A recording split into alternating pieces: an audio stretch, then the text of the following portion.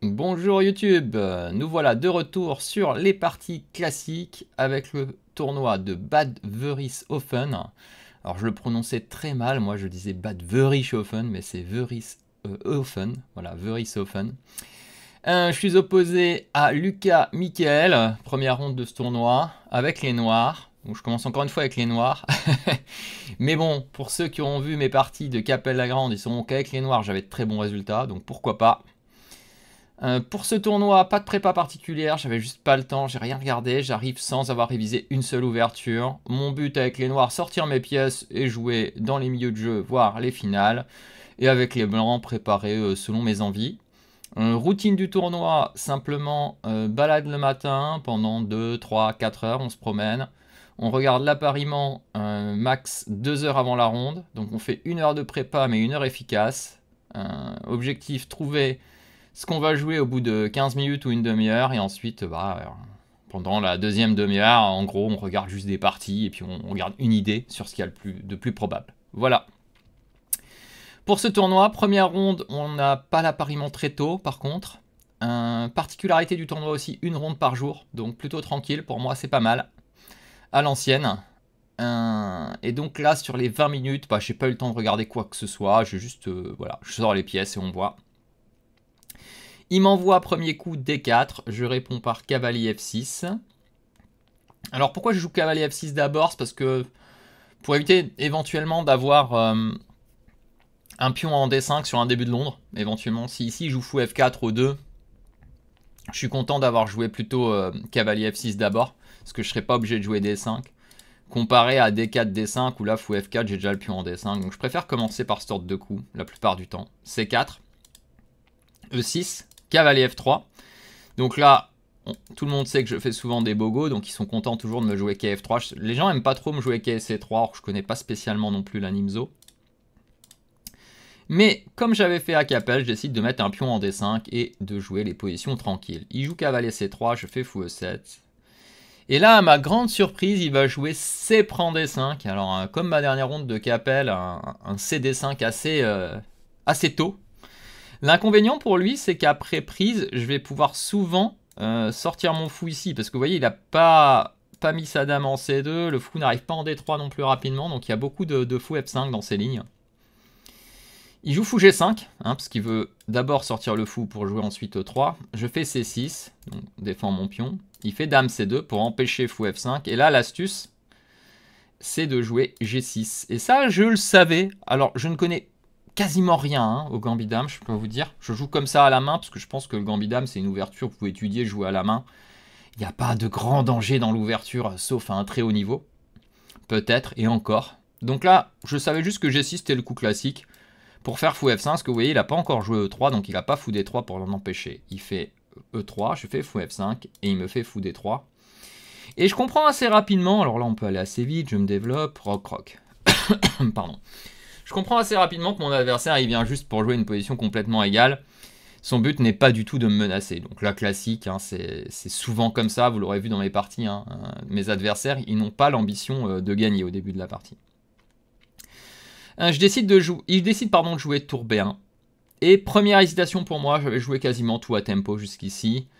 J'étais plus sûr si on devait jouer avec A5 ou plutôt laisser l'attaque de minorité. J'ai pris un petit peu de temps et j'ai décidé de jouer à A5. Alors pourquoi? Parce que je trouve l'attaque de minorité, c'est beaucoup trop simple à jouer pour l'adversaire.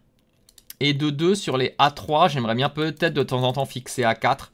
Donc je suis très content d'avoir joué A5. Le seul problème de A5, c'est que des fois la case B6, des fois le pion A5 est faible.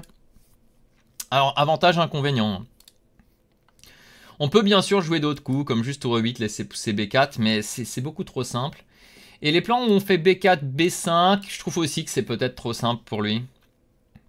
Bon, en tout cas, j'ai décidé de jouer à 5 pour cette partie. Il faudra voir s'il y a peut-être d'autres idées plus intéressantes. Mon gros dilemme dans ce milieu de partie, c'est de trouver comment jouer pour le gain. Sachant que mon expérience dans ces positions en partie longue est plus ou moins de 0. On peut se poser la question pourquoi je joue ça. Mais j'ai juste envie de jouer des positions tranquilles et je me dis qu'à un moment, il y aura forcément une erreur. Donc il joue cavalier D2. Quai D2, il m'a un peu surpris, mais en même temps c'est assez logique. C'est qu'à un moment, les noirs veulent jouer cavalier E4 et en jouant cavalier D2, il m'empêche de jouer cavalier E4. D'un autre côté, il prépare éventuellement, peut-être un jour, un cavalier B3. Il prépare aussi dans l'éventualité un F3 E4, ou même un E4 tout de suite. Et c'est précisément ce E4 tout de suite qui va me poser beaucoup de problèmes. Parce que je vais pas mal réfléchir, parce que des fois E4, en fait, si tout s'échange, et qu'un jour D5 arrive, tous les pions s'échangent, et ça, allez, s'oriente vers des matchs nuls. Après une réflexion, je joue tour E8. Il fait tour E1. Et là, je comprends clairement que son plan est de jouer E4 ou F3 E4. Et ce qui m'embête le plus, c'est E4. Et dans cette position, je vais prendre pas mal de temps. Et je vais finir par jouer cavalier E4. Parce que E4 m'embête.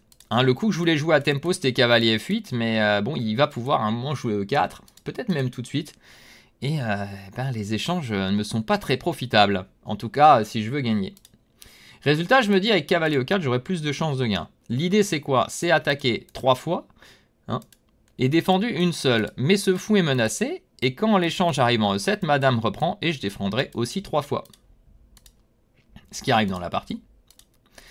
Et il fait F3. Donc il me chasse. Là, à nouveau, grande hésitation.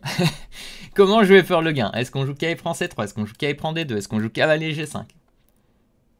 Pas évident à dire. Hein.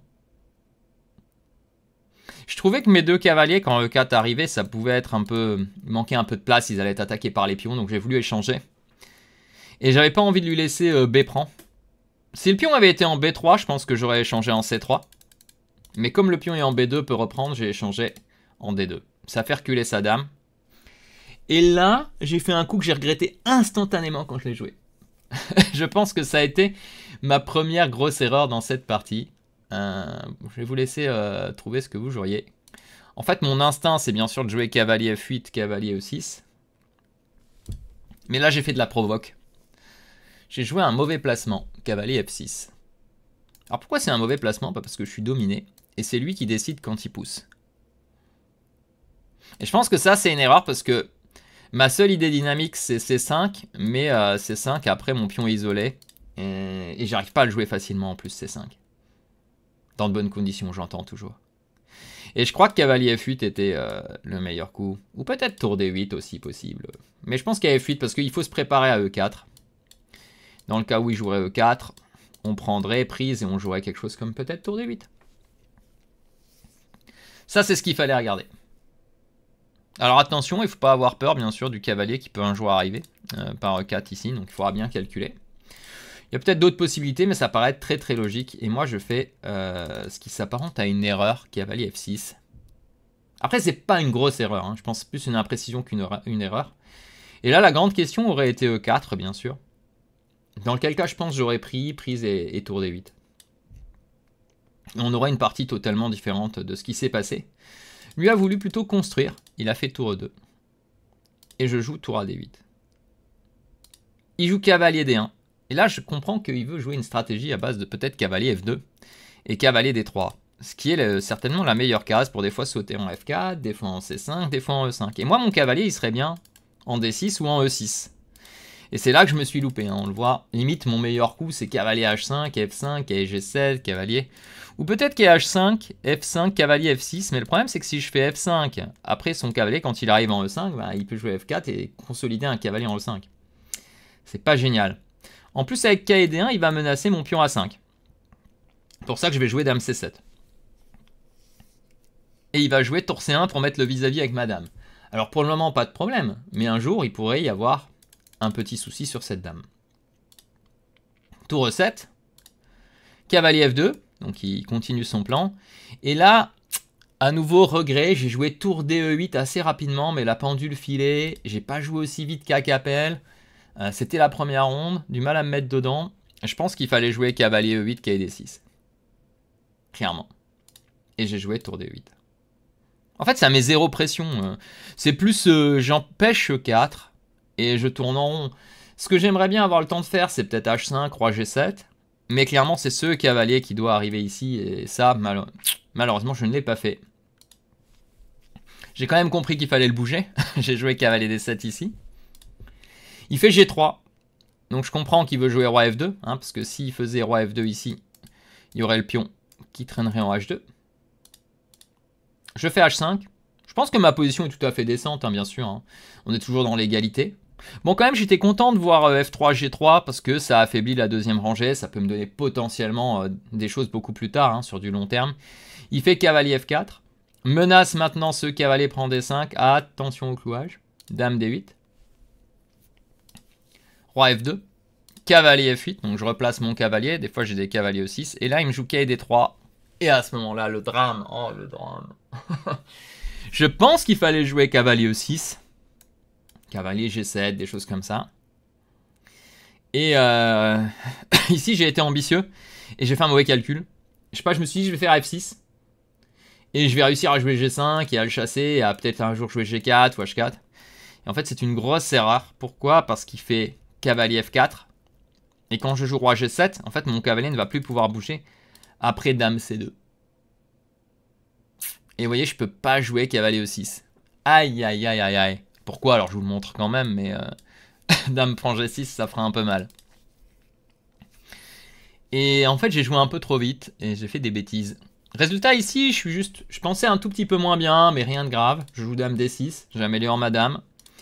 Il fait tour G1 pour me dire, écoute, je vais t'envoyer G4. Bon, j'enlève le roi de la colonne. Je pense que G4 ne donnerait rien de spécial. Je peux juste prendre, c'est assez protégé. J'aurai F5 de toute façon pour défendre, ou G5, ça devrait aller.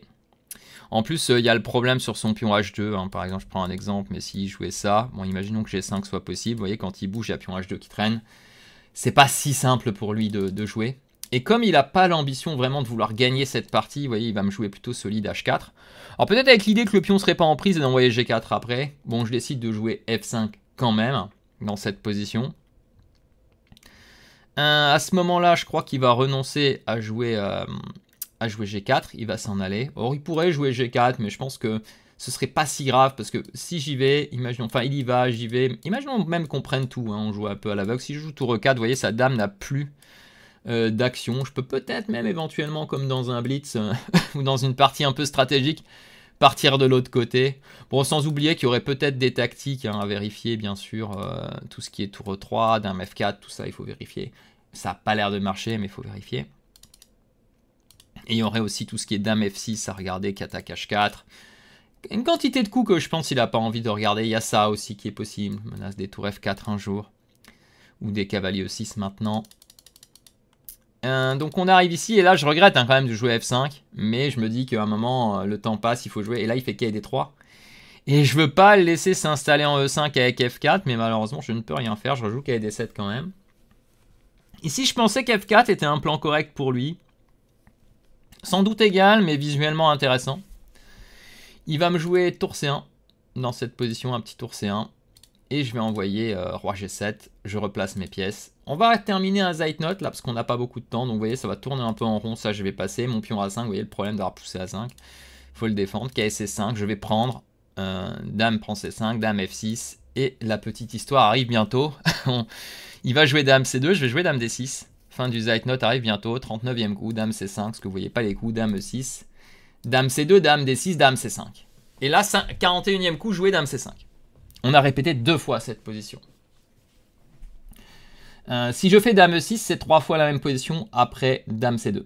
D'ailleurs, c'est peut-être même quand je joue dame E6, peut-être 3 fois la même. Ouais, parce qu'il y a eu ici, là, et on arrive ici. Voilà. Donc si je joue dame E6, je peux réclamer la nulle au moment, enfin, avant de jouer mon coup. C'est-à-dire, j'arrête la pendule, je note mon coup, j'arrête la pendule, j'appelle l'arbitre, je vais jouer dame E6, 3 fois la même position, nul. Mais, que faire? Alors j'étais dépité, bien sûr, première ronde, j'arrive pas à créer le moindre jeu, j'ai joué solide, est-ce que, bon, première fois que ça ne marcherait pas de jouer solide, qu'est-ce qu'on fait? Résultat, il me regarde, je le regarde, il me regarde, je le regarde, je regarde en l'air, j'hésite, j'ai 30 minutes, j'ai eu le rajout. Et là, le détail qui va arriver, c'est que je regarde dans la salle, et puis, je regarde, je calcule un peu, et je me dis, ok, je risque rien, je peux jouer. Bien sûr, mais je me dis, c'est complètement nul cette position fermée, 2 tours, pas de faiblesse particulière. À ce niveau-là, même 2000, il n'y a pas de problème, il va m'annuler. Mais le petit détail qui va tout changer, c'est que je suis mis au tournoi avec un collègue, et je tourne la tête, et le collègue est en train de jouer. Donc je me dis, si je termine, je fais nul, je vais attendre. Je suis pas obligé, mais je pense que je vais l'attendre. Et je me dis, bon, vu qu'il joue encore, je vais continuer. De toute façon, la façon dont il me regardait, en fait, j'avais l'information, c'est-à-dire je proposais nul n'importe quand, il acceptait. Donc il n'y a aucune raison de ne pas continuer à ce moment-là. Et ça a été motivé par le fait que mon collègue jouait encore. Donc j'ai continué et je décide d'aller dans la finale de tour. Et dans les finales, qu'est-ce qu'il faut faire? On ramène le roi. Donc je ramène mon roi tranquillement. Et là, alors là, pour moi, la nulle, c'était ça. Ça, pour moi, c'était nul direct. Il l'a pas fait. Je lui ai dit après la partie qu'il a joué tour E2. Je joue ça, roi D6. Et j'avais une petite idée. Il fait pas B4, encore une fois. Donc là, j'étais assez content. Et je joue tour C7. Et maintenant, j'ai B6, C5. Alors, évidemment, la position est égale. Mais tout à coup, un petit espoir revient. Il commence à réfléchir. Il descend à la pendule. Je place B6, C5. Il fait A4. Bon, j'avais un peu omis de regarder ce coup, mais en même temps, il se passe tellement rien. J'ai que des coups forcés, je vais pas tout calculer. Alors à savoir, hein, quand vous avez des coups logiques, il n'y a rien de spécial qui peut se passer. Jouez-les, surtout quand l'adversaire prend du temps à chaque coup. Faites-le baisser sa pendule. Ne regardez pas tous les coups si tout est nul de toute façon. Vous pouvez pas tout empêcher ici. Je joue tour E8. Il fait roi D3. Je tente le petit tour E7 en me disant on sait jamais. S'il prend C5, tour C5, ah, ça devient intéressant. Petite chance que je puisse peut-être gagner cette partie. Mais il joue roi D2. Défend. Malheureusement. Je fais tour C7, je mets l'autre tour. Non, pardon, je remets la tour. Je reviens. Il revient. Je fais tour E4, je place la tour. Comme ça, je lui dis, écoute, si tu descends, bon, celui-là, il sera attaqué 2 fois quand même cette fois-ci. Donc il joue tour C1, il dit non, je redescends pas le roi. Et là, je prends mon temps et je dis, allez, on y va. Tour CE7. Il fait roi D2, même réaction qu'avant. Et à ce moment-là, je crois qu'on a... Il doit avoir 2 minutes et j'en ai, je pense, 5 ou 6 peut-être. Je vais prendre mon temps et je vais me dire, allez, il y a un piège, peut-être. Il y a une ligne où ça va faire nul, mais j'y vais. Je joue CD. Et là, je vous laisse réfléchir. Je vous laisse une petite pause. Réfléchissez. J'avais vu sa meilleure ligne. Lui, il n'a pas trouvé. Est-ce que vous allez trouver? Je pense que là, je vous laisse 5 secondes pour mettre pause. 1, 2, 3, 4, 5. Vous aurez mis pause. Vous aurez cherché. Il joue tour C6 échec, je joue roi D7 et là la gaffe arrive avec peu de temps. Il fallait jouer tour prend B6. Alors ça fait très peur pour les blancs. Mais quand je prends, en fait, j'ai pas de suite. Le roi bloque et je peux pas déloger facilement le roi. Et ces tours sont très menaçantes. Donc pas de solution idéale et ça c'est à peu près égal. Ça va jouer mais c'est égal. Mais lui il me fait tour C7. Je place roi en E8 et là il fait la grosse erreur d'échanger la tour. Je reprends et maintenant j'ai juste un pion de plus. Et pas de chance pour lui, celle-ci, elle est juste complètement foutue. Il va prendre, tour prend, et il bouge son roi en E2. Et là, maintenant, je fais simplement roi D7. Je contrôle toutes les cases. Ça, à noter, hein, ce roi qui contrôle toutes les cases sur les 2 colonnes, c'est fantastique. Et à partir de là, c'est qu'une question de technique. Vous pourrez la regarder tranquillement, mais je vais vous montrer parce que c'est déjà assez long. Mon roi va monter, sa tour est passive. Et quand il va me bloquer ici, hop, une petite rupture. Et... on place la tour, on joue les améliorations. Alors là, surtout, hein, sur un coup comme ça, ne vous précipitez pas sur des rois G3, roi F3 pour prendre là-bas. Non, on améliore les pièces. Boum. On bloque. Et maintenant, on prend. Et abandon de mon adversaire, de Michael Lucas, dans cette première ronde du tournoi de Bad Wörishofen. Première victoire avec les Noirs, en ayant joué extrêmement solide. J'étais plutôt soulagé après avoir failli prendre la nulle dans le milieu, dans cette partie au début de la finale, ou juste avant la finale en tout cas. Voilà, donc comme quoi il faut être combatif, l'erreur a fini par arriver. Allez, on va tout de suite regarder le bilan. Je vais mettre d'abord la vue. Ouais, tout est nickel. Et le bilan de cette première partie. Et je pense que là, la précision doit être assez bonne. Alors comme je fais le bilan très rapide, j'ai oublié de dire, mais peut-être la précision n'est pas la même que si on faisait en lent. Voilà, alors, vous voyez le bilan. Je vais quand même vérifier que vous voyez bien, parce qu'avec ma tête, on voit pas tout. 97,4. Donc c'est plutôt pas mal pour une première partie. On voit que c'est assez propre. Hein. Alors il y a des petits mouvements au milieu de jeu, parce que pas l'expérience max de ces positions. Mais ça reste très correct pour une première partie en tout cas. J'ai fait un très bon. 28 meilleurs. J'ai joué à 2006, il a joué à 26,50. Précision de l'ouverture 100%. Normal, hein, on met un pion au centre. Milieu de jeu 95,5. Finale, j'ai joué à 99, il a joué à 88. C'est là que j'ai fait la différence. Allez, on jette un oeil à l'ordi, mais je crois pas qu'il y ait grand chose à dire. Je pense que je vous ai dit tout ce qui était intéressant, mais allons voir quand même. Allez, on se met petit ordi. Book. Alors le problème, selon le niveau, si on joue ces positions, c'est qu'on va avoir du mal à gagner. Hein. Vous voyez, même moi là, dans ces positions-là, j'ai eu du mal à gagner. Alors tout ça, je pense que c'était ok. Ouais, c'est là que la question se pose. Cavalier F8, c'était le coup que je voulais jouer. Comme je vous dis, moi j'avais peur que 4 fasse nul. Vous voyez, il dit 0,20, mais 0,20 en fait c'est des nuls. Hein, si je fais DE, cavalier E4, c'est probablement des nuls tout ça. C'est pour ça que j'ai joué KE4, ma motivation. Alors là, oui, il aurait pu échanger, hein, mais j'aurais été content de changer un peu la structure. Évidemment, les blancs sont un peu mieux, mais bon, c'est proche d'égalité. Hein. Voilà, l'ordinateur veut prendre en C3. Alors, j'aimais pas trop cette histoire de structure-là, où il pouvait jouer E4. Mais peut-être c'est plus ambitieux. Je pensais qu'aussi A4, des fois, était possible. Ok, peut-être c'était plus intéressant. C'est vrai que j'ai KE B6. Ouais, ça se discute. Hein. Après, s'il joue solide, peut-être il me joue dame prend C3. Je sais pas. Peut-être possible. Hein.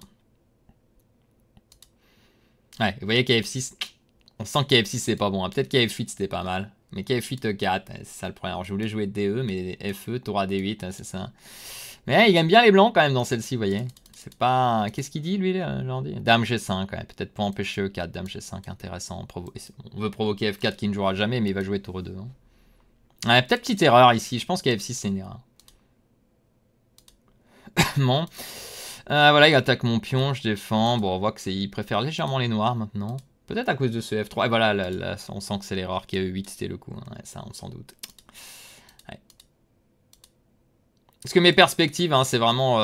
il faut que j'arrive à provoquer B3, peut-être un jour jouer à 4. Hein, je peux montrer, mais genre par exemple ça. Imaginons qu'il joue KD3, KD6. Imaginons qu'il joue tour 1. Je vais commencer à jouer H5. Là, j'ai le temps d'améliorer. Et là, s'il fait comme dans la partie G3, vous voyez, j'ai cavalier F5, c'est quand même meilleur cavalier.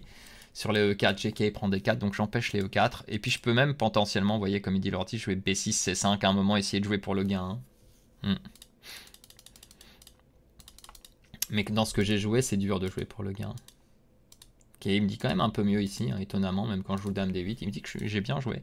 Et c'est là, l'erreur dramatique, c'est ici. Ouais, ça c'est ce qui fait que j'ai une mauvaise note ici. Cavalier E6, je pense que c'était le coup. Je pense que j'ai eu peur de cavalier E5 et que je puisse plus bouger, mais vous voyez qu'il y a G7 et on replace juste en F5. Hein. Plutôt pas mal ça. F6, KF4, et là je pense que j'ai des difficultés à créer du jeu. Bon, il dit que c'est complètement égal, mais ouais. Il a bien joué H4, je fais F5. Ouais. Et G4, je pense que ça marche pas pour lui. Hein. Ouais, il dit même que je suis gagnant, vous voyez, sur G4, les KE6.